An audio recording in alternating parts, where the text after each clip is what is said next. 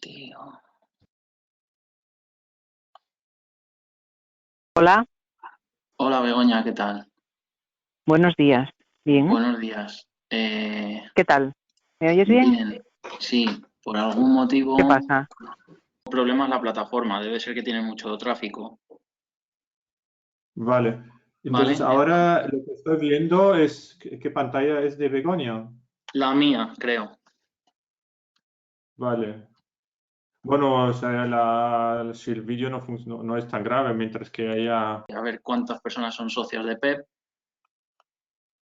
y, y alguna otra pregunta y así hacemos un poco de tiempo mientras termina de conectarse todo el mundo, ¿vale? Entonces, bueno, lanzo ya la primera, indicar si se es socio de PEP o no.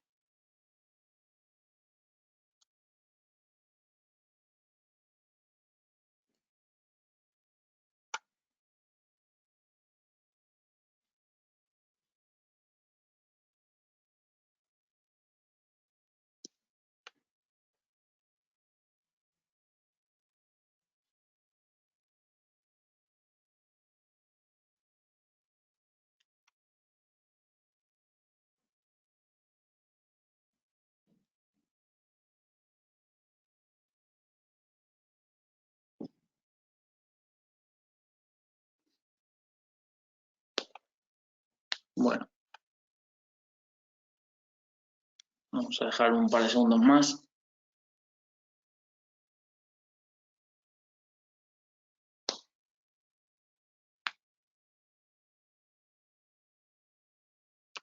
Yo voy a cerrar ya.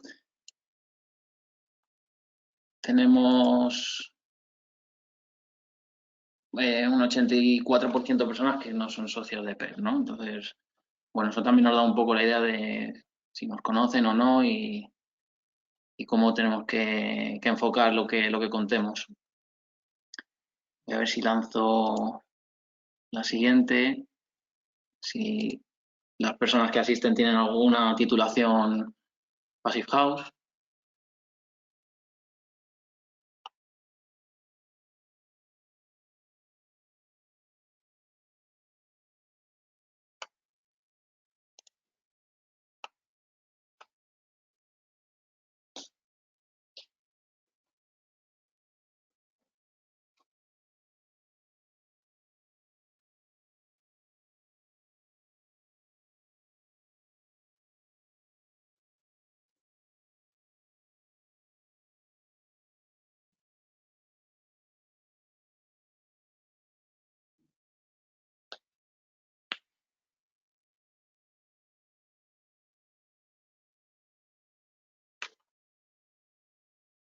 Bueno, lo voy a ir cerrando ya. Tenemos un 80% de asistencia que no tiene titulación en Passive House. Por lo tanto, puede ser una buena ocasión para que todos estos asistentes se animen, ¿no?, a formarse en el estándar.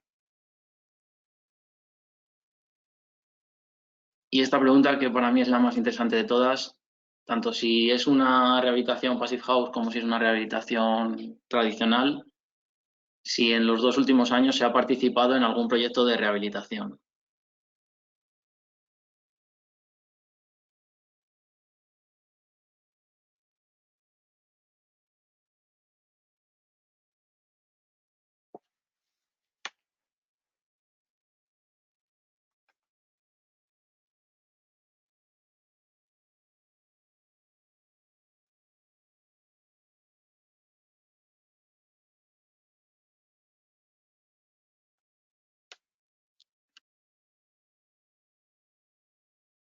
Bueno, lo vamos a dejar unos segundos más.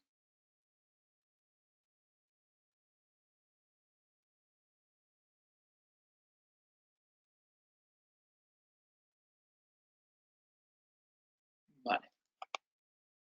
Vale, bueno, pues más o menos la mitad de los asistentes han participado en algún proyecto de, algo más de la mitad, vamos, en un proyecto de rehabilitación en los 2 últimos años, ¿no? Eso es importante porque, bueno, no sé si dará tiempo a verlo o no, pero en la próxima década la rehabilitación va a ser un eje fundamental, ¿no?, en la edificación. ya lo está haciendo, pero tiene que coger mucha más importancia. Así que nada, sin más, vamos a empezar. A ver dónde es esto, aquí. Vale. Bueno, pues nada, buenos días a todos, muchas gracias por asistir. Muchas gracias también a Michelle y a Begoña por participar y por ayudarnos en la organización de esta jornada. Hoy tenemos una jornada muy interesante, la verdad. A ver, aquí. Y tenemos una jornada súper interesante con dos proyectos muy, muy interesantes y que no son muy conocidos o por lo menos no han tenido mucha repercusión mediática o no tanto como se merecen, en mi opinión, porque la verdad que son dos proyectos súper, súper chulos. A mí me gustan mucho. Vamos a tener, primero voy a hacer una pequeña introducción muy rápido porque tengo que hacerla de la plataforma PEP y también hablar un poco de los tipos de certificaciones que hay o la nueva rehabilitación. Luego voy a dar paso a Begoña, que nos va a contar la rehabilitación de un edificio protegido en el casco histórico de Oviedo. Begoña fue delegada de PEP en Asturias y es socia de la plataforma, vamos. Y luego voy a dar paso a Michelle, que también es socio, de hecho es socio fundador de PEP y es certificador Passive House, además de diseñador. Y nos va a comentar la rehabilitación de un colegio público en el Garrofer, en Viladecans. Bueno, la plataforma de edificación Passive House, para todos los que no la conozcan aún, es una asociación sin ánimo de lucro cuyo objetivo principal es divulgar la máxima eficiencia energética en la edificación, ¿no? El lema, pues vivir mejor con menos energía, se puede hacer. Este tipo de edificios, bajo el estándar Passive House, garantizan un alto confort interior con la mínima demanda energética, ¿no? Y esta difusión, pues la hacemos en tres ámbitos, tanto profesional, con jornadas de este tipo, que son para técnicos, aunque también para no tan técnicos, a nivel social, con jornadas mucho más de rango amplio para otro tipo de jornadas en otro tipo de foros, y a nivel institucional, ¿no? Con reguladores y con personal de la administración que tienen capacidad de tomar decisiones en cuanto a normativa y evolución de la edificación en nuestro país. Se fundó en el año 2008 por 8 técnicos especialistas en Passive House y a día de hoy somos más de 700 socios repartidos por toda la geografía española, ¿no? Nos organizamos en régimen asambleario y de hecho tenemos la asamblea la semana que viene en la que pueden participar todas aquellas personas que sean socias. Además tenemos el apoyo de 70 empresas patrocinadoras de PEP que nos ayudan a difundir este mensaje. 14 entidades amigas con las que tenemos diferentes convenios de colaboración. Promovemos un manifiesto por la eficiencia energética en el que ya se han sumado más de 100 instituciones, sobre todo entidades o administraciones públicas que lo importante realmente no es el manifiesto en sí, sino lo que ha dado lugar, ¿no? Se han conseguido importantes hitos en este país en cuanto a Passive House gracias a este compromiso con el manifiesto energético. Y luego la evolución del estándar Passive House, pues ponemos ahí que ahora mismo tenemos casi 120.000 metros cuadrados certificados y en vista a 2 años tenemos previsiones de 330.000 metros cuadrados más. Esto es una evolución exponencial, no tanto por esos números que lo son, sino por el hecho de que, por ejemplo, en los 2 últimos años se ha certificado el doble de superficie que en los 8 años anteriores. Entonces, la evolución de este estándar no tampoco es casual, consideramos que responde a que la inminente llegada de la normativa ECCN, el estándar Passive House nos da una herramienta de garantías para realizar un ECCN, ¿no? Y por ahí viene un poco esta evolución. Realizamos, como digo, un montón de jornadas diferentes en las que no me voy a detener hoy para ir un poquito más ligeros. Y aunque sí me voy a centrar en esta última línea que aparece aquí, estudio de monitorización de colegios, puesto que hoy tenemos un colegio que es un ejemplo de una rehabilitación en ERFIT paso a paso. Daniel, perdona, Sí. se ve la página del sondeo, no se está viendo tu presentación. Perdón, ¿ahora? Sí. Sí, Sí, ahora. Perdonar. Bueno, Las primeras diapositivas eran las de presentación de la plataforma, características. Las paso, lo que he estado contando rápido, no nos hemos perdido mucho. Sigo desde aquí. Muchas gracias, Begoña. La última línea, estudio y monitorización de colegios. Hoy tenemos un colegio, la rehabilitación energética de un colegio, y me parece un proyecto muy interesante también hilando con esto. El estudio de monitorización de colegios es un estudio de las condiciones interiores en las aulas de 43 colegios de nuestro país. Hemos medido temperatura interior, concentración de CO2 y humedad relativa interior para ver cuánto tiempo o en qué condiciones están operando los colegios, ¿no? Y bueno, la publicación de este informe estaba prevista para el día 31 de marzo, pero la hemos tenido que aplazar por razones obvias y se hará una publicación formal y con una publicación a medios y a todos los socios de este informe final cuando se pueda volver a realizar. Y en vista de los resultados que traerá ese estudio de monitorización, pues una opción muy válida y que creemos que es el camino a seguir, pues puede ser el ejemplo que traemos hoy de la rehabilitación del colegio. Otro evento importante que hacemos es la conferencia en Murcia, no me detengo, ahí tenéis las fechas, a día de hoy la mantenemos en pie, seguimos con la organización normal, aunque también estamos valorando escenarios alternativos en caso de que hubiese que tomar decisiones o nos viésemos obligados a cambiar la fecha o la modalidad de celebración. Si queréis más información, ahí tenéis la web. El estándar Passive House, ya lo conocéis la mayoría, pero bueno, ya lo he adelantado un poco, es un estándar de máxima eficiencia energética, reduce al máximo la demanda energética del edificio, garantizando que se mantienen las condiciones de confort interior. Se originó en Alemania, pero está extendido por todo el mundo, o sea, aplica a todo tipo de climatologías y a todo tipo de tipologías edificatorias. No es una marca comercial, y como decía antes, creemos que es la mejor herramienta para abordar un edificio de consumo casi nulo con garantías. Se basa en la aplicación conjunta y coordinada de 5 principios básicos, como son el aislamiento, un importante aislamiento de manera continua para que consigamos eliminar los puentes térmicos, unas carpinterías de altas prestaciones, una hermeticidad de la envolvente opaca de todo el edificio, y cuando ya tenemos toda la envolvente muy hermética y muy bien aislada, incorporar una ventilación mecánica de doble flujo con recuperación de calor para mantener el espacio ventilado sin perder energía. A estos 5 principios siempre hay que añadirles el principio básico de aprovechar lo que tenemos, trabajar con orientaciones y con posibilidades y con estrategias bioclimáticas, con las posibilidades que nos permita el proyecto en concreto. Y en España en concreto y en todo el sur de Europa, pues tener mucho cuidado con la protección solar y tenerlo muy presente por, bueno, ya veis ahí, ¿no?, la alta radiación que tenemos en el sur de Europa. Como estándar es marca prestaciones y exige cumplir unos determinados requisitos. Hay que llegar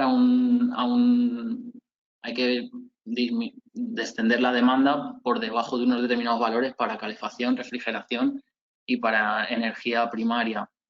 Ni siquiera lo indico aquí porque no es el motivo de la jornada de hoy. Los valores, pero bueno, serían 15 para calefacción, 15 para refrigeración y menos de 120 kWh para energía primaria total por todos los conceptos del edificio. En cuanto a la hermeticidad de la envolvente, es un ensayo directo, es un requisito directo de certificación en obra y hay que cumplir menos de 0,6 renovaciones hora cuando hay una diferencia de presión de 50 pascales en el ensayo blower door para conseguir la certificación.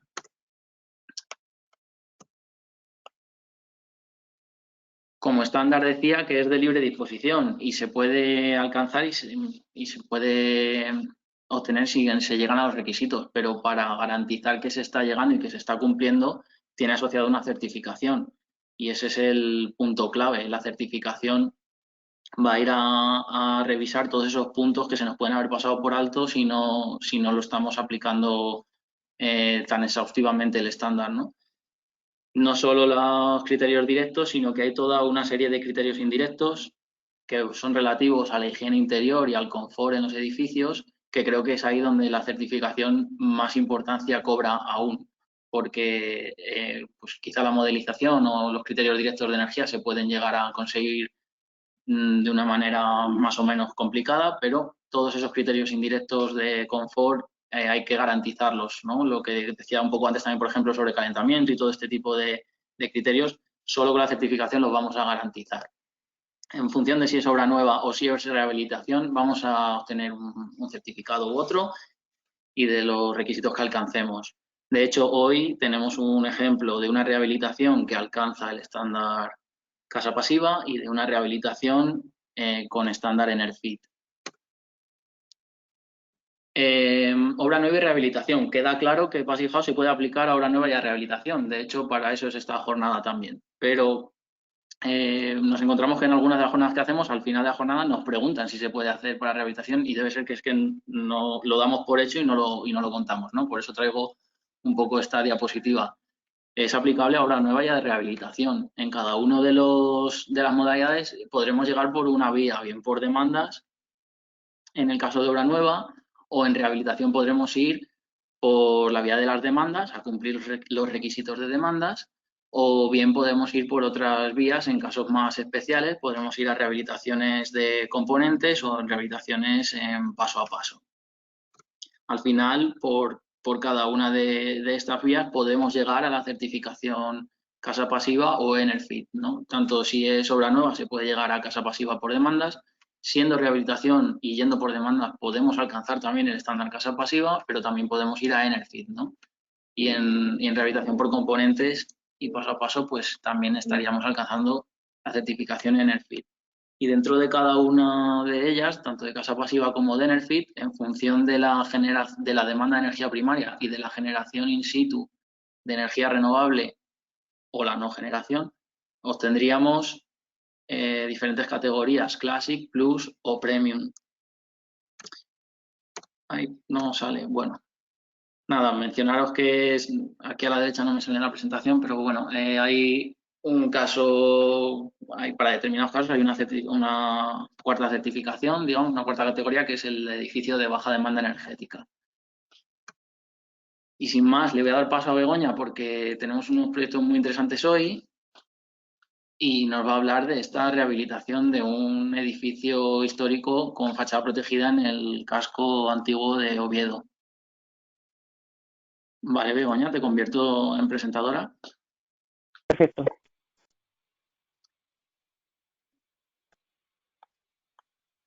Ahí estamos. Vale, ya vemos tu pantalla. Muy bien. Bueno, pues nada, cuando quieras.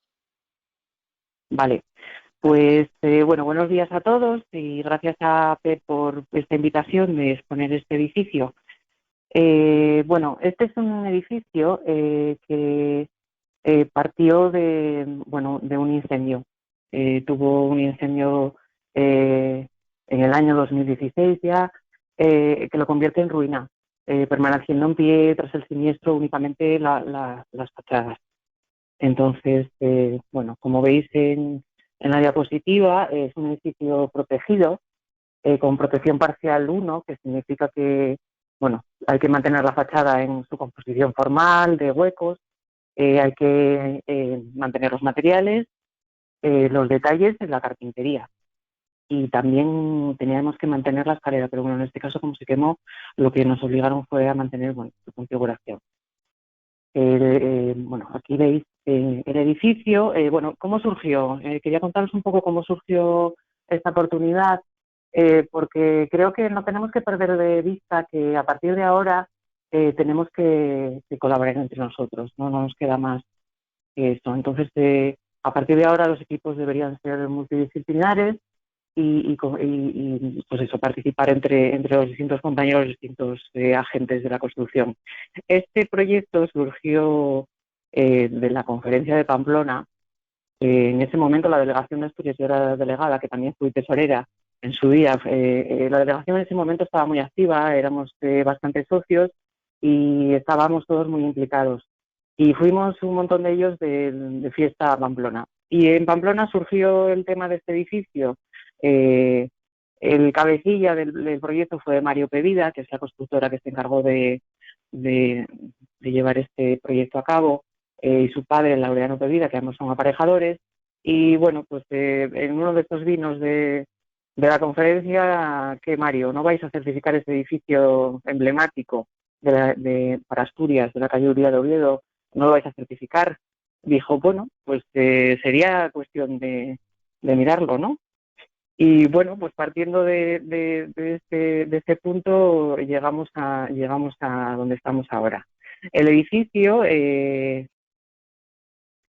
tiene local en planta baja, tiene 3 plantas de oficinas, primera, segunda y tercera, y en cuarta y bajo cubierta tiene vivienda.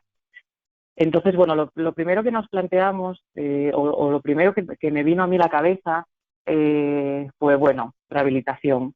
En el FIP tenemos un poco más de margen en cuanto a requisitos, ¿no? Tenemos 25 de demanda y uno para la blower. Bueno, era como, qué bien.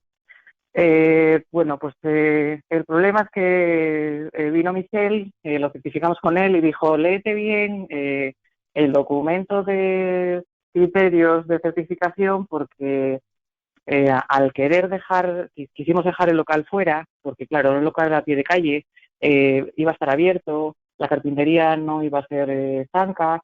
Bueno, pues quisimos dejar el local de planta baja fuera y el núcleo de escaleras también fuera de la envolvente, porque bueno, en esa protección también nos obligaban, esa puerta tenía que ser, como veis, tiene un hueco arriba, esas escaleras iban a estar bueno, pues muy ventiladas. Entonces la envolvente iba a dejar fuera local y escaleras, y entonces, bueno, los requisitos del instituto pues nos dieron un susto, que yo tengo siempre sustos en todas las certificaciones. Bueno, pues el primer susto fue este, ¿no?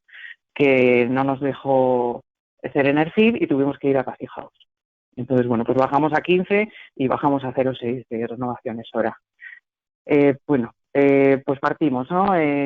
Passy House, pero tenemos una localización ya fijada, con una orientación ya fijada y con unos huecos marcados. O sea que la captación solar está bastante cerrada. Tenemos, bueno, como veis en la diapositiva, una orientación suroeste en la fachada principal, con un edificio enfrente bastante más alto que nosotros. Entonces, bueno, pues lo primero que piensas, dices, bueno, vaya, pues el uso de oficina, justo, que tiene ganancias internas, tiene menos envolvente y está bien arropadito por los pisos de arriba y de abajo, y la vivienda, que tiene más problema de demanda de calefacción, justo le toca el espacio que más envolvente tiene, ¿no? Desde el primer punto, pues era un problema.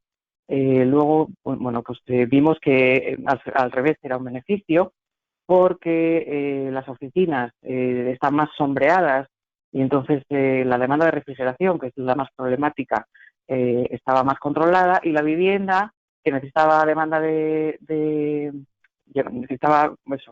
tiene más demanda de calefacción, tenía posibilidad de ganancia solar por esa envolvente de cubierta, ¿no? Con lucernarios. Bueno, antes de comenzar las obras hubo que desmontar la fachada. En estas diapositivas vemos cómo lo hicieron en la calle principal de Oviedo, que es la calle Uría, centro comercial. Hubo que cortarla y desmontar el edificio pieza a pieza, ¿no? Las piezas se numeraron y Pevida las llevó al almacén. Se hizo un levantamiento fotogramétrico de la fachada. Este es el resultado. La empresa que lo hizo fue Dogran, una empresa especializada en el uso de estas técnicas.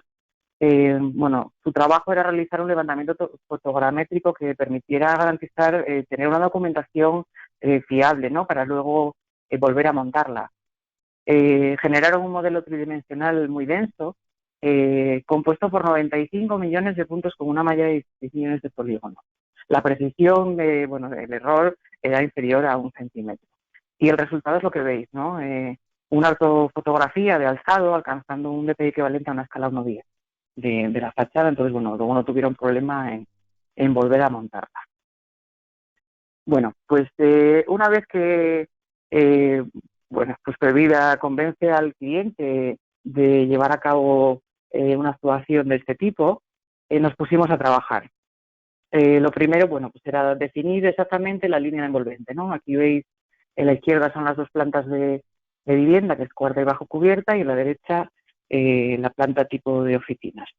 Se definió qué era afuera y qué era dentro, se metió en el PHPP unos datos previos con bueno, un preestudio, una prevalorización de aislamientos y nos dio el siguiente resultado. La vivienda por donde más perdía era por ventanas y cubierta, y las oficinas por donde más perdían era por el encuentro por ventanas y por el encuentro con el núcleo de comunicación. Entonces, bueno, nos daban estos valores de 16 de demanda en vivienda, con un sobrecalentamiento de 24, y en oficinas una demanda de 17. Bueno, estábamos ahí. Hicimos un informe en el que contábamos de dónde partimos, a dónde teníamos que llegar y qué medidas teníamos que tomar para entrar dentro de los valores del PASIF, y bueno, nos pusimos a trabajar. Esto, una vez definidas la transmitancia de la envolvente está aislada por dentro, lógicamente, tenemos una fachada protegida, entonces el criterio principal fue aislar por el interior. Bueno, pues fuimos definiendo cada envolvente existente con sus detalles constructivos. Y aquí veis, bueno, trabajamos codo a codo con Pevida. Estos detalles son de Pevida, son de Laureano Pevida, que son para marcar. Cada punto, cada encuentro tiene su detalle hecho a mano, que aquí, bueno, os enseño unos pocos. Este es el encuentro en cubierta. Bueno, luego los pasamos ya a detalles de WG. Metimos todos los datos en el PHPP, y este es un plano de definición de la envolvente. Cada color es un envolvente diferente. La fachada principal, cada planta es distinta porque el espesor de piedra es diferente. Bueno, no es un proyecto muy grande, pero bueno, fue muy detallista, ¿no? Tenía muchos detalles y muchos encuentros diferentes. Como veis aquí en la sección vertical, bueno, pues cada forjado con su encuentro con fachada era distinto. Los huecos también se definieron. Nos obligaba la protección del edificio en fachada, nos obligaba a tener ventanas balconeras de madera, con la preocupación que eso conlleva, ¿no? Sabéis que las ventanas de doble hoja, bueno, y si no lo sabéis os lo cuento, una ventana que cierra contra otra hoja que se mueve no cierra tan bien como una hoja que cierra contra marco perimetral. Entonces, bueno, ese era otro punto problemático, ¿no? En este caso las ventanas son de madera, son de una casa de aquí, de una carpintería estudiada, que de Cobian, y las ventanas de la fachada de atrás, pues ya pudimos ir a PVC, son de CEUNIC, certificadas por el instituto. Y bueno, aquí veis un poco el detalle de colocación de ventana de sobreaislamiento. Y este es el detalle, el preferido, ¿no? Este es el niño mimado. Este es un encuentro de una de las plantas, cómo se solucionó la sujeción de las ménsulas de piedra de cada planta, su sujeción para anclarla a los nuevos forjados de hormigón. Bueno, como veis, la línea roja es una pletina metálica que se ancla a la piedra para evitar el vuelco, y esa pletina tiene unos negativos que veis en negro que se introducen en el forjado de hormigón nuevo. Son unas esferas que quedan embebidas en el hormigón, y entre medias, entre uno y otro, hay un panel de aislamiento vertical, ¿no? De rotura de puente térmico. Bueno, se diseñó, se calculó. Como veis, a pesar de hacer la rotura de puente térmico, bueno, estamos hablando de un puente de 0,28 en todo este canto del forjado. Estamos hablando de señores puentes, ¿sabes? Está claro que el PASIF lo que intenta es minimizarlos lo máximo posible. Bueno, pues lo hemos minimizado lo que pudimos, ¿no? Al final es un equilibrio, es un balance. Entonces, bueno, entre pérdidas y ganancias tienes que conseguir que todo funcione. La hermeticidad se consigue con varios materiales también, no hay uniformidad. Aquí veis en los pilares que dan contra las medianeras, antes de colocarlos, que son prefabricados, que se echó el yeso, para tener la estanquidad ya prevista en esos casos.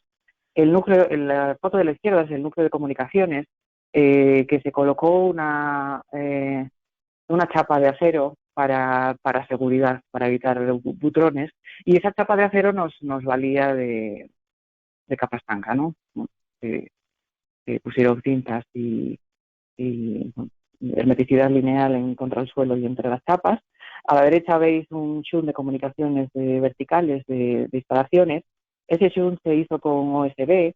En todas las experiencias aprendes, aquí metiendo la pata, ¿no? Sobre todo, haciendo las cosas bien no aprendes, porque a veces es de suerte. En este caso colocamos un OSB, creo que era de 17 milímetros o de 15, y al hacer la primera prueba blower nos daba bastante alto, no sabíamos por qué. Y bueno, pues al acercarnos al panel no notabas un punto con un soplo de aire, sino una sensación de movimiento de aire general. Bueno, pues el panel en este caso estaba perdiendo aire. Lo solucionamos con pintura bituminosa. Aquí veis planos de instalaciones. Cada una de las oficinas dispone de un equipo de ventilación con recuperación de calor, que por existir por ser algo envolvente, el límite de las oficinas con la caja de escaleras, pues esos tubos están muy cerca de la envolvente. La vivienda tiene otro equipo de ventilación con recuperación de calor. Aquí veis un poco los equipos colocados. Luego el proceso constructivo pues no tuvo nada significativo, ¿no? Fuera de lo que es una rehabilitación. La planta baja se hizo un cavity, se aisló bien, se puso un aislamiento, creo recordar, de 10 centímetros. La estructura era de hormigón prefabricado. Aquí veis un poco, pues eso, cómo se colocaba el aislamiento antes de hormigonar, del encuentro del nuevo forjado con la fachada existente. La foto de la izquierda es el canto del forjado de la fachada trasera.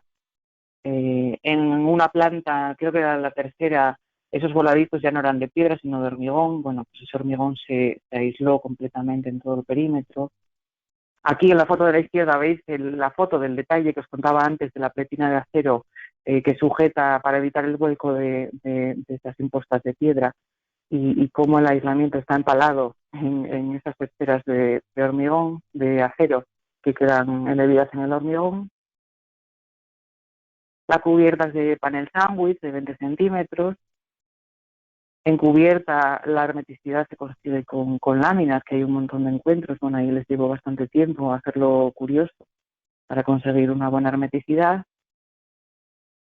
Aquí veis, los lucernarios para esa ganancia solar para la vivienda en cubierta. Distintos encuentros de colocación del aislamiento interior. Este es el núcleo de escaleras. Esta es la fachada trasera. La fachada trasera tiene una fachada ventilada exterior. También se aisló por dentro. Este es un detalle hay que ser muy curioso, ¿no? Cuando más curioso, ordenado eres aquí en Asturias se dice curioso. Bueno, en el resto de España creo que significa otra cosa. Hay que ser muy ordenado para que las cosas en obra vayan bien, ¿no? Y en pastis más todavía. En las chapas de encuentro de las oficinas con el núcleo de escaleras, se dejó un rectángulo sin poner de esa chapa, que es el que veis en amarillo, con cinta amarilla, y esas chapas les hicieron los agujeros de los diámetros de los conductos que tenían que entrar y salir de instalaciones. Entonces, se colocaron, se encintaron y luego ya pues todo era mucho más fácil. Aquí veis fotos de cubierta. Las oficinas tienen instalación de climatización, tiene una bomba de calor en cubierta y tienen equipos interiores de tipo split con URV. Aquí veis la prueba blower. La vivienda tiene una bomba de calor para ACS y para suelo radiante, que apenas se utiliza, y tiene una chimenea de leña estanca. Otra cosa que yo no sabía y que aprendí con este proyecto es que, tuvimos que hacer dos PHPPs, uno de oficinas y otro de vivienda, dependiendo del porcentaje de uso de cada una, tienes que hacer un PHPP o dos. En este caso tuvimos que hacer dos. Bueno, aquí veis los resultados de las oficinas. Estamos por debajo de 6 de demanda de calefacción. En vivienda nos quedamos por debajo del 11. Y luego tuvimos que, para hacer el certificado final, tuvimos que hacer un tercer PHPP, mezcla de los dos, incluyendo una posibilidad de introducir una previsión, ¿no? De introducir el local comercial en esta certificación. Bueno, pues la media aquí tenéis, ¿no? El límite más justo que quedó, pues eso, más justo de todo fue ya veis, el blower, ¿no? Estamos en el límite de 0,6. Y bueno, se monitoriza el edificio, desde el principio dio buenos resultados. Hoy os traigo, bueno, un dato que me dio Mario Bebida, y el dato es siempre hay que aprender de lo discordante, ¿no? Lo que sale todo bien no aprendes de ello, aprendes de los errores. Bueno, pues en este caso arriba tenéis la temperatura exterior, marzo, el rojo es máximas y el azul es mínimas. Bueno, veis la diferencia, ¿no? de temperaturas en marzo, en Oviedo, en cuanto da el sol sube hasta 21 y baja pues hasta 10, ¿no? A veces por debajo de 10. Y luego veis abajo las temperaturas interiores, ¿no? Bueno, pues entre 22, entre 20 y medio y 22 está siempre, esto es de la vivienda. Pero veis dos picos ahí muy extraños que llaman mucho la atención entre la semana del 9 de marzo, ¿no? Bueno, pues, ¿qué pasó aquí? ¿Qué pasa? Algo pasó. No es normal que esta temperatura se dispare así tan característica y coincide con una medición en el CO2 que estar por debajo siempre de 750 nos hemos puesto por casi a 1400, ¿no? En esa misma semana. Bueno, pues lo que pasó es que la máquina de ventilación, el recuperador, estuvo parado. Se desconectó y estuvo parado. Entonces, bueno, esto conlleva una subida de CO2, un descontrol de la temperatura, un descontrol de la humedad que va unido a ello. Con un recuperador de calor, aparte de ser eficiente, consigues muchos beneficios. Y aquí en Asturias la humedad es muy importante. Estar por debajo de un 60 o un 50% de humedad, hasta un 40%, que estamos normalmente con el recuperador, pues es un confort muy grande. Bueno, no tengo mucho más que contaros. Voy a dejar paso a Michelle y si hay alguna pregunta para mí, pues bienvenida sea. Sí, Begoña, muchas gracias.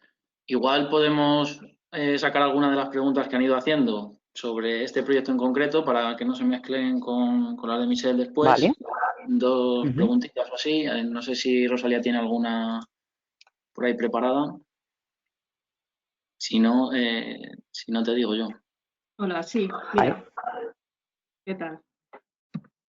Hola. Tendría una que hicieron al principio y sería, ¿cómo se resolvería la hermeticidad al dejar el núcleo de comunicación fuera? ¿Por plantas?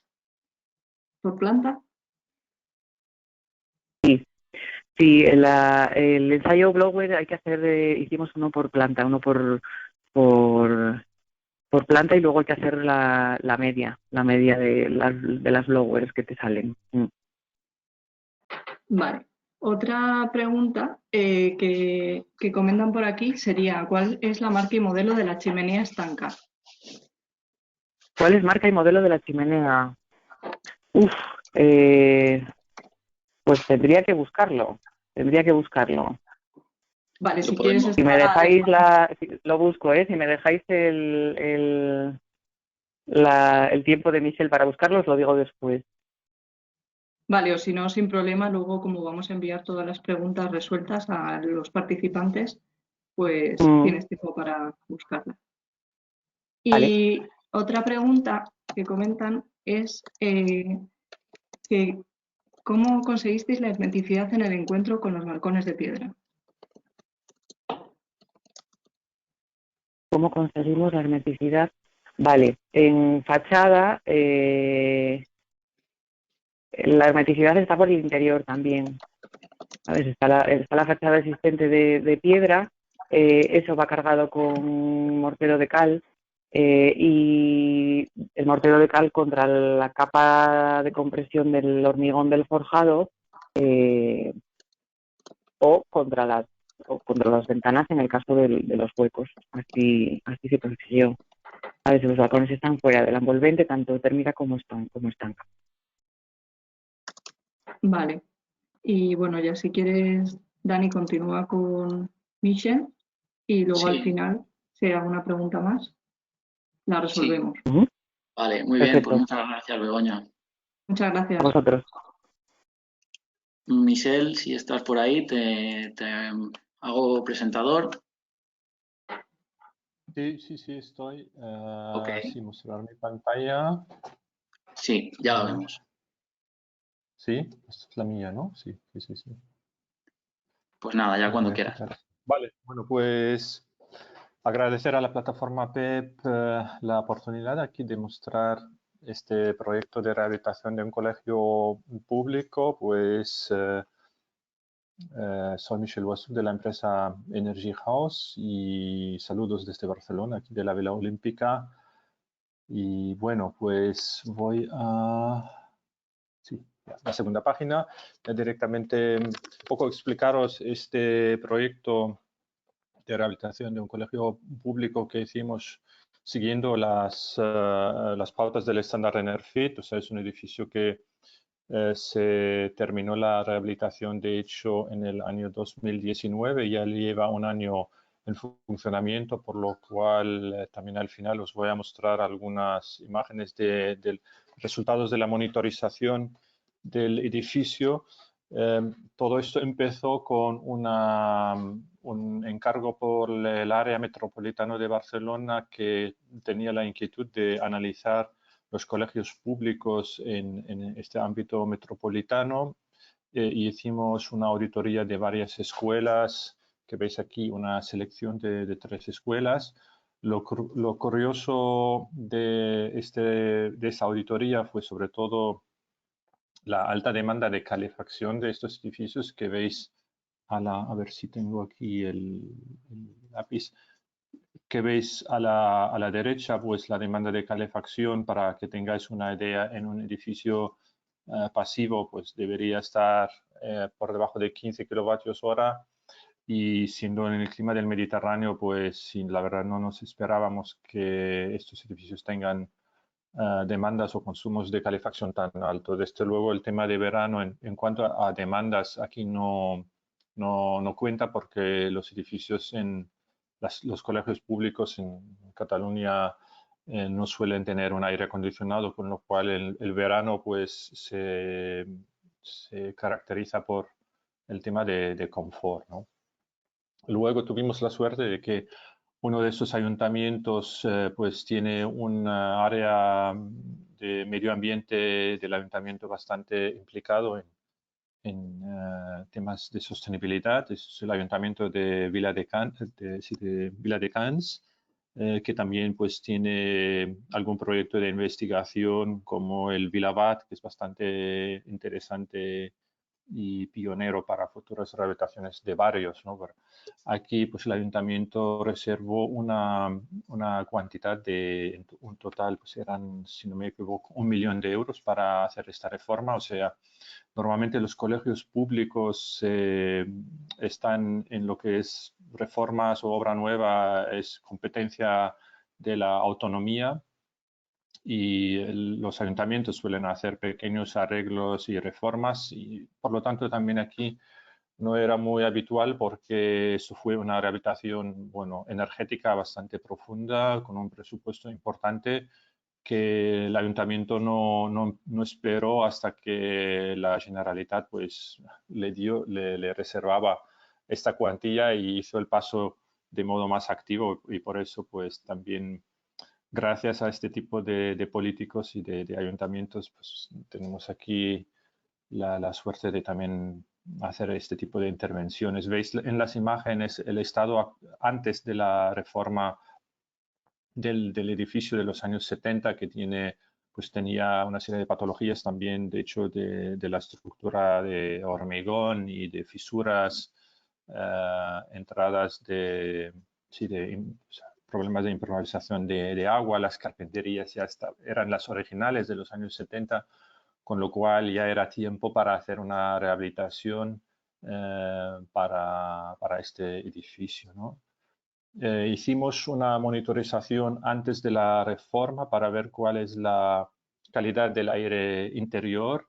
Y aquí veis lo más interesante son las curvas en verde, donde vemos la concentración de CO2 que pues, llega hasta picos de 3.500 ppm de CO2. Y luego por sí, digamos, fuera de las horas lectivas, pues llega hasta 500, 400 ppm, ¿no? Bueno, digamos, para que tengáis una idea, el código técnico, pues para IDA2 marca 1000 como límite para este tipo de colegios, con lo cual pues estaba claramente por encima de los valores límites, ¿no? Además hicimos un ensayo de Blauardor para saber cuáles son las infiltraciones de aire del edificio y nos dio un resultado bastante alto de 17 renovaciones hora. Ese es también un valor muy por encima de lo que marca Passive House, que tendría que estar en 1,0 en el caso de rehabilitaciones. Veis a la izquierda, en este ensayo se depresuriza el edificio, con lo cual aquí la mano de esta persona pues está fuera y está inyectando un humo, un gas trazador para que visualmente se puedan detectar las infiltraciones, y vemos como desde luego en estas carpinterías pues el aire entra sin grandes problemas, ¿no? Además había pues persianas medio abiertas en los falsos techos, o sea, al final un edificio con grandes infiltraciones de aire. Aquí vemos el resultado con el PHPP, ¿no? O sea, para la audiencia, los audientes que igual no conocen el estándar Passive House, se calcula con una herramienta que se llama PHPP, tanto que si es obra nueva como si fuera una rehabilitación, y los valores que nos interesan aquí es la demanda de calefacción en invierno y el confort, la frecuencia de sobrecalentamiento en verano. 129, pues es un valor, ya hemos dicho, casi 10 veces más de lo que permitiría el Enerfit, en el caso de Enerfit, el sello Enerfit. Y luego en verano hay una frecuencia de sobrecalentamiento del 10%, que esto es un valor todavía en el límite de lo aceptable, pero también hay que decir que aquí se simuló que las persianas estaban bajadas del todo en las aulas, cosa que en la realidad entiendo que no se hizo, porque muchos días de verano pues las aulas estaban directamente con el acceso visual hacia el exterior. Bueno, luego el análisis del total de energía también es un dato interesante por ser un edificio en el Mediterráneo. Pues es curioso que el 70% de la energía que está consumiendo o que estaba consumiendo este edificio venía por parte de la calefacción, que también es un dato curioso. Y pues nosotros que hicimos el proyecto de reforma, pues al final las intervenciones se basan en este caso en las pautas que Daniel os explicó al principio del webinar, o sea, aislamiento térmico por el exterior, ¿no? Luego reducción de los puentes térmicos, cambio de ventanas, se instalaron ventanas certificadas Passive House, luego la hermeticidad al paso de aire, que sería este concepto, y una ventilación mecánica controlada, también con una máquina certificada Passive House, y además para el verano nosotros pues proyectamos un concepto de ventilación natural nocturno y una protección solar para el exterior. Bien, esas son las estrategias, o sea, como veis que no es ahora, no estamos inventando la rueda desde cero, sino al final son estrategias bastante comprobadas que se suelen aplicar. Es cierto que desde luego hay una margen ¿cómo se dice?, de estar, pues, inventar o estar más creativo más allá de estos conceptos, o poner muros trombes o chimeneas solares. Desde luego aquí por tema de presupuesto no se ha podido entrar en cosas más experimentales, ¿no? Eso es la imagen de una sección de la nueva carpintería de PVC con una transmitancia térmica de 1,0, un poco la comparativa con la carpintería inicial. El tema de los puentes térmicos, ya creo que Begoña explicó o mencionó que es muy difícil reducirlos a rangos de obra nueva. Aquí veis el valor del puente térmico antes de la reforma.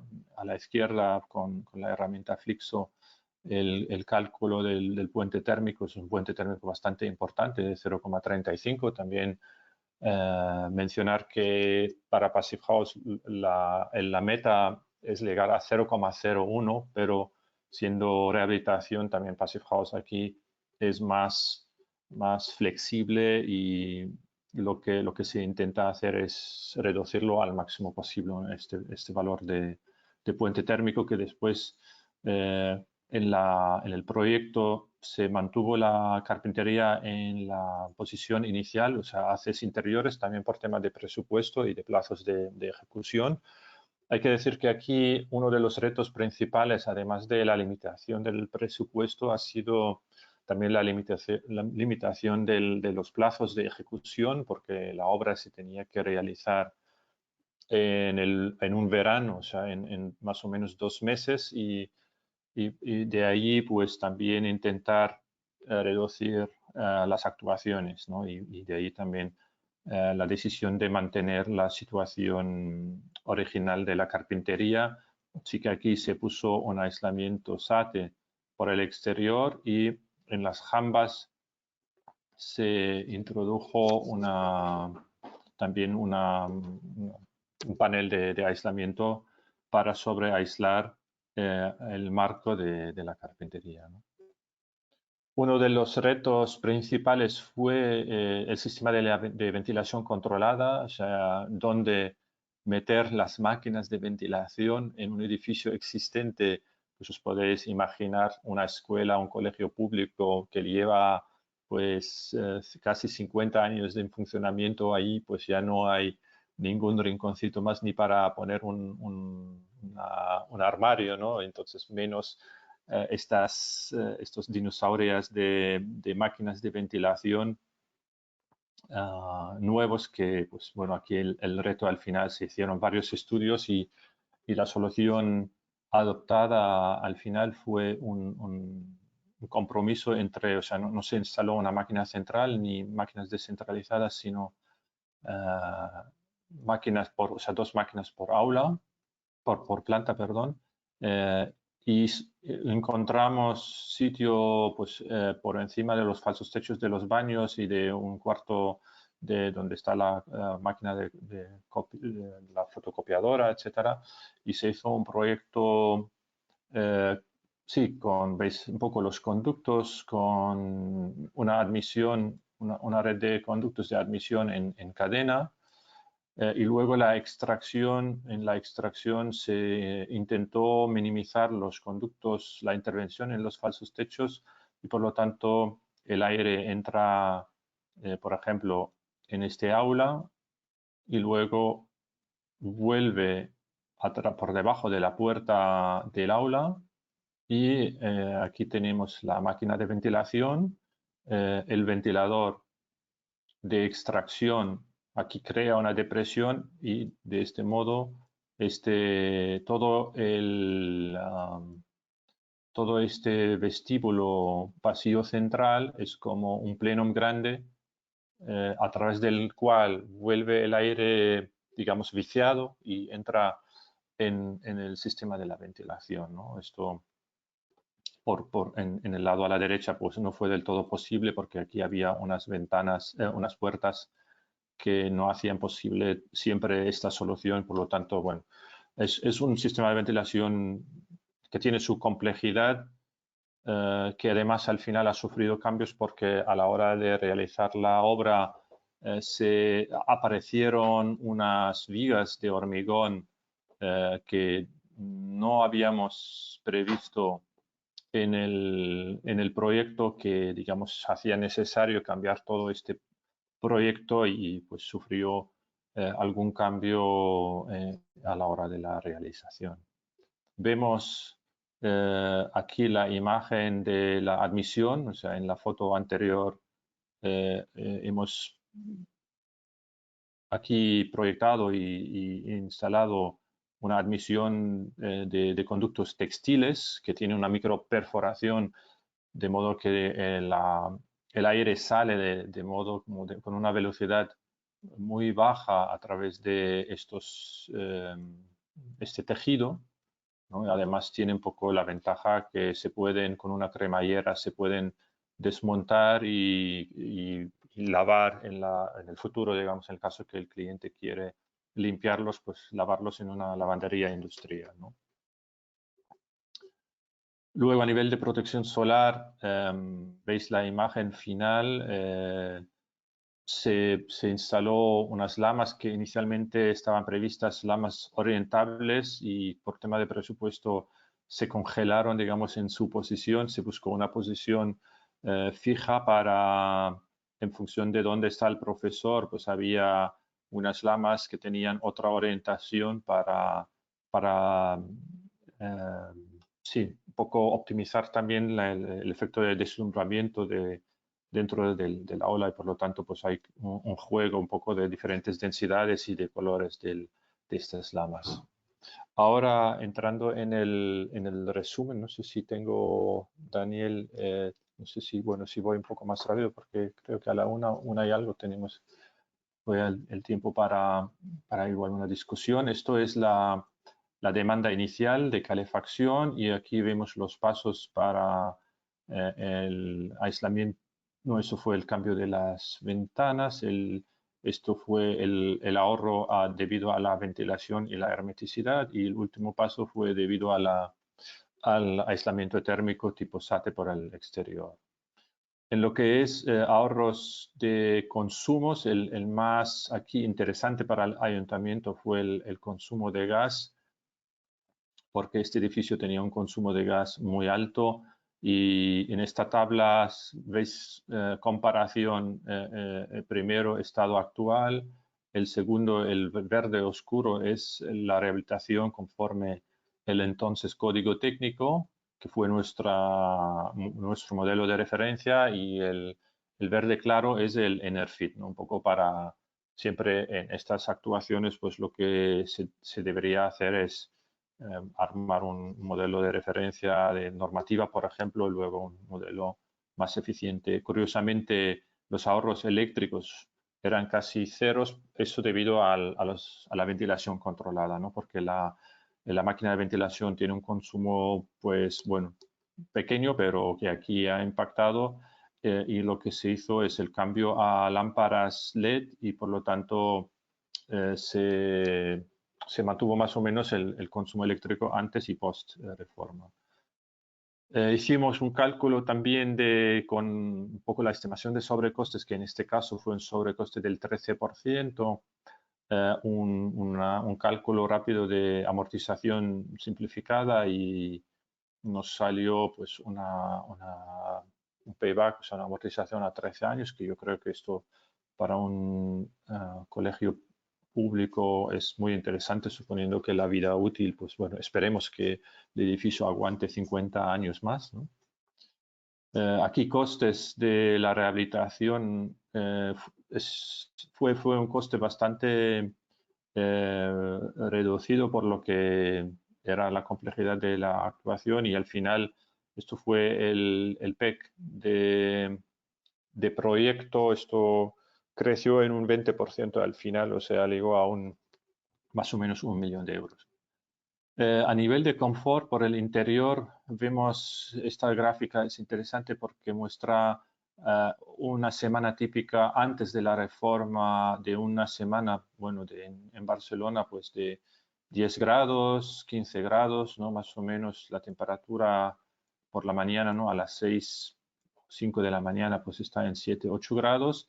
Y antes de la reforma se ve muy claro como el edificio, como no tiene una inercia térmica, tiene, digamos, nada de aislamiento térmico y muchas infiltraciones, dibuja la misma curva en paralelo a lo que pasa al exterior, ¿no? O sea, es un edificio que es muy sensible a las temperaturas en el exterior y va muy en paralelo, ¿no? Y esto es una semana sí, de hecho, de finales de octubre, después de la reforma, ¿no? Y vemos hay un día de 7 grados, 9 grados, 10 grados por la noche, y dentro del colegio, pues no, la calefacción no está encendida, o sea, realmente el edificio está funcionando en esta época sin calefacción y está manteniendo más o menos los 21 grados, que es un poco la temperatura típica de invierno para casas pasivas, ¿no? En cuanto al CO2, también una comparativa de un día de CO2 antes de la reforma, o sea, hemos visto que llegó hasta 3.000 ppm. Bueno, yo escogí aquí un día cualquiera típico antes de la reforma, que por la mañana pues llega hasta 2.500 y por la tarde pues hasta 2.000 ppm, ¿no? Y el rojo es la curva después de la reforma. Hay que decir que nosotros calibramos la máquina de ventilación para Passive House EnerFit, o sea, no para código técnico, aunque la máquina estaba dimensionada conforme código técnico, o sea, para cumplir el DRITE, pero luego para reducir los consumos eléctricos y también reducir el ruido de las máquinas, se calibró para un IDA3, ¿no? El IDA3 termina con 1400, aquí es cierto que llegó hasta 1500, ¿no? O sea, quizás se supone que 1500 es como el valor max límite para todo lo que es por encima de 1500, se supone que es una mala calidad del aire, y aquí pues deciros que este edificio de hecho nos ha costado mucho calibrar el sistema de ventilación, o sea, también aquí lo que decía Begoña, aprendemos sobre todo con los retos y los problemas en la obra y sí, toda la fase, o sea, ha necesitado como un primer año de calibrado del edificio hasta que esté funcionando bien. En estos edificios terciarios suele ser normal, ¿no? Este primer año de calibrado. El CO2, y ya aquí termino en principio, CO2 y temperaturas, 4 gráficas que tengo. Esto es antes de la reforma, el análisis porque tuvimos un sensor de antes de la reforma, el análisis del CO2 en la franja horaria, o sea, no, solo mirando las horas lectivas de un aula en concreto, y vemos que lo que, digamos, sería una mala calidad del aire serían la barra en azul y en rojo, ¿no? O sea, aquí en enero hay un casi 40% del tiempo lectivo donde las clases están por encima de 1500. En febrero, por ejemplo, pues hay un 10% por encima de 2000 ppm. Y en marzo también, ¿no? Se ve claramente lo que es el cambio de época hasta marzo, es más una época de calefacción, y a partir de abril, cuando ya la calidad buena del aire, realmente la que cumple con el código técnico, son estas dos barras, pues aquí, como los usuarios abren las ventanas a partir de abril, pues se ve claramente el cambio, ¿no? Esto es la gráfica post-reforma del primer año. También deciros que con un sistema de ventilación que todavía no está funcionando de manera que óptima. De hecho, estamos ahora con una nueva intervención para recalibrar este sistema de ventilación.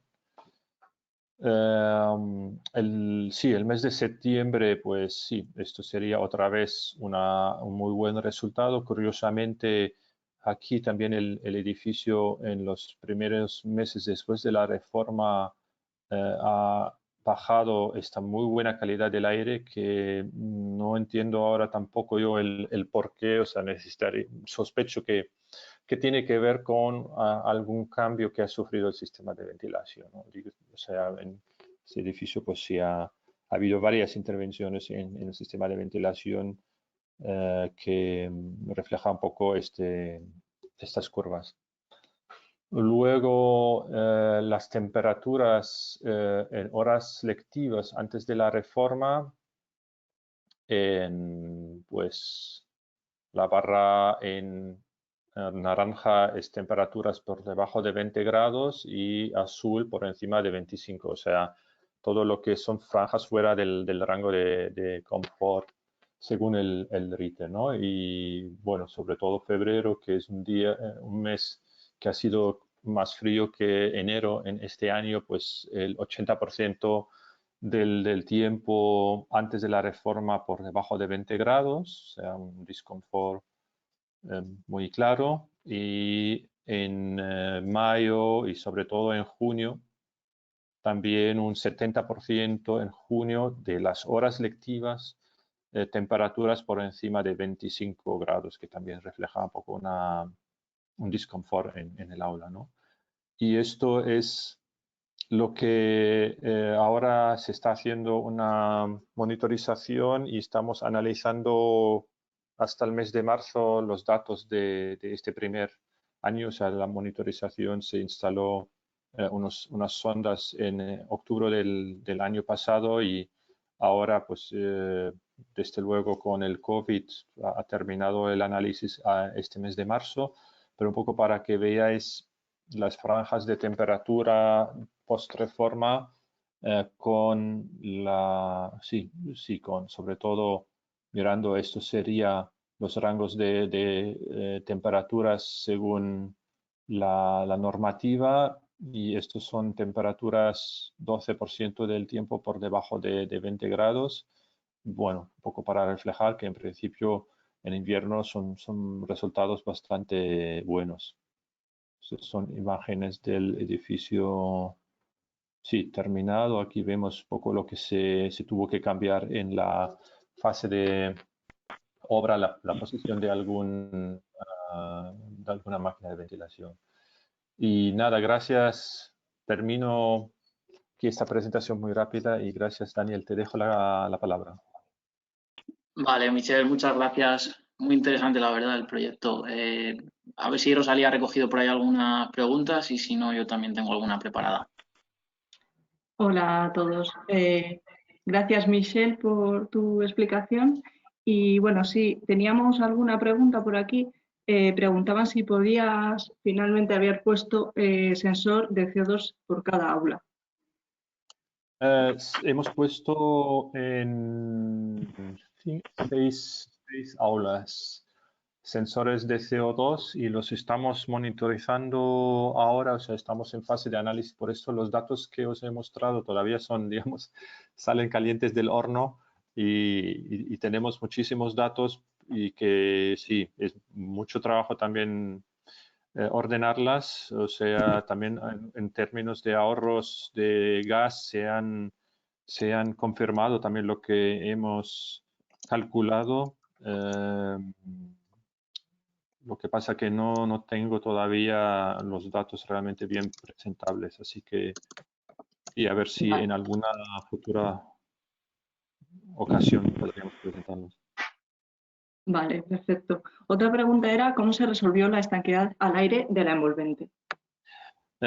Sí, es que no puse, verdad que no puse imágenes. Aquí se hizo como no había presupuesto tiempo para tratarlo por el interior, entonces se puso una pintura tipo Sauda Tide, o sea, una pintura plástica hermética al aire por el exterior, o sea, es una aplicación con spray, ¿cómo se dice eso? Con spray, sobre la cara vista del edificio, de la piel de las paredes y luego un sate. Pero en principio fue la pintura hermética. El Blauardor, tuvimos problemas con el Blauardor y por lo tanto estamos ahora mirando cómo subsanarlo, sobre todo por el ascensor que tiene allí sus agujeros para ventilación y por las rejillas de la cocina pues se nos coló demasiado aire, por lo tanto creo que el Blauardor, el último que se hizo, está en 1,4, que es demasiado alto para certificarlo a día de hoy, porque es lo que se pide es 1,0. ¿No?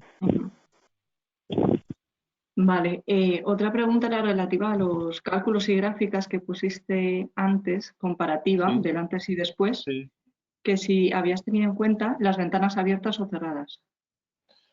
No tenemos ahora, en el análisis no sabemos si el usuario y cuándo ha abierto las ventanas, pero yo entiendo que en esta época de invierno estaban cerradas. Puede ser que en alguna aula se hayan abierto, en la aula informática puede ser que se hayan abierto, pero no hemos incluido un sensor para monitorizar esto.